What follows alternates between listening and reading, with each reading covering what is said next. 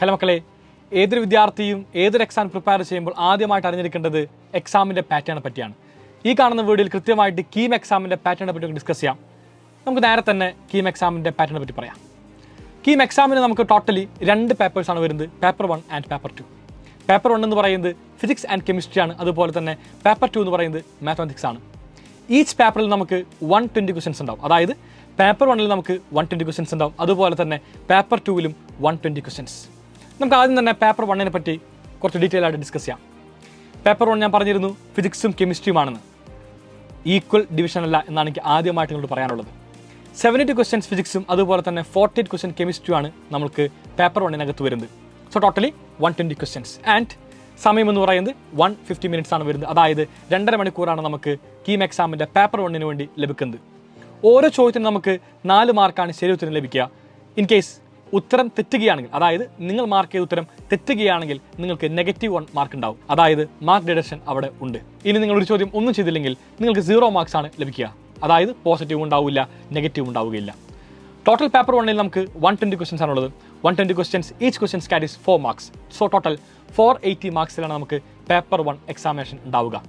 Paper 2 പരിശോധിക്കുമ്പോൾ paper 2 ഇത്തരം തന്നെയാണ്. 120 ക്വസ്റ്റൻസ്, പക്ഷേ ഫുള്ളി മാത്തമാറ്റിക്സ് ആണ്. സോ മാത്തമാറ്റിക്സിൻ്റെ ഇമ്പോർട്ടൻസ് എന്താണെന്നുള്ള കാര്യം നിങ്ങൾക്ക് വളരെ സുഖമായിട്ട് ഇപ്പോൾ തന്നെ മനസ്സിലായി കാണും. കാരണം 120 ചോദ്യം, ഒരു ചോദ്യത്തിന് 4 മാർക്ക് വെച്ച് മൊത്തം 480 മാർക്കാണ് നിലവിലെ കീം എക്സാമിനേഷന് പേപ്പർ 2നകത്തുള്ളത്. സോ ടോട്ടൽ പേപ്പർ 1 പേപ്പർ 2 നമ്മൾ ആഡ് ചെയ്യുമ്പോൾ നമുക്ക് 480 + 480, അതായത് 960 മാർക്കിലാണ് നിലവിലെ കീം എക്സാം നടത്തുന്നത്. ഈ ഒരു പാറ്റേൺ മനസ്സിലാക്കി വേണം എല്ലാ വിദ്യാർത്ഥികളും കീം എക്സാമിന് വേണ്ടി പ്രിപ്പയർ ചെയ്യാനായിട്ട്. അതായത് മാത്സിന് വേണം എല്ലാവരും തന്നെ കൂടുതൽ ഇമ്പോർട്ടൻസ് നൽകുന്നതിന് വേണ്ടി. എല്ലാവരും ചിന്തിക്കേണ്ട മറ്റൊരു കാര്യമുണ്ട്, +1ൻ്റെയും +2ൻ്റെയും സിലബസ് കംപ്ലീറ്റ് നമുക്ക് ഉൾപ്പെടുന്നുണ്ടാവും നമ്മുടെ കീം എക്സാമിന് വേണ്ടി. ഞാൻ ഇനിയൊരു കാര്യം നിങ്ങളോട് പറയാം.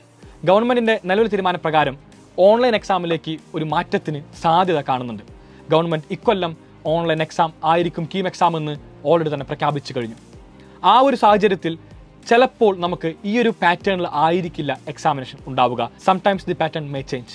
ഓൺലൈൻ എക്സാമിനേഷനിലേക്ക് വരുമ്പോൾ നമുക്ക് JEE പാറ്റേൺ ഫോളോ ചെയ്യാനുള്ള ചാൻസ് ഒരുപാട് കൂടുതലാണ്. അതായത് JEE എക്സാമിൻ്റെ പാറ്റേൺ പറ്റി സംസാരിക്കുമ്പോൾ 30 ക്വസ്റ്റൻസ് ആണ് നമുക്ക് ഓരോ വിഷയത്തിലും ഉണ്ടാവുക. 30 questions from chemistry, 30 questions from physics and 30 from mathematics. And each question carries 4 marks. നമുക്ക് ഒരു വിഷയത്തിൻ്റെ 25 ക്വസ്റ്റൻസ് ആണ് അറ്റൻഡ് ചെയ്യേണ്ട ആവശ്യമുള്ളത്. അതായത് മക്കളെ മൊത്തം നമുക്ക് 100 മാർക്കാണ് ഓരോ വിഷയത്തിന് വരിക. മൊത്തമായിട്ട് നമുക്ക് 300 മാർക്സിലായിരിക്കും JEE എക്സാം കണ്ടക്ട് ചെയ്യപ്പെടുന്നത്. ഈ ഒരു പാറ്റേണിൽ കീം എക്സാം മാറാനുള്ള സാധ്യത വളരെ കൂടുതലാണ്. അതുകൊണ്ട് എല്ലാവരും ഈ കാണുന്ന പാറ്റേൺ ഒന്ന് മനസ്സിൽ ഉറപ്പിക്കണം.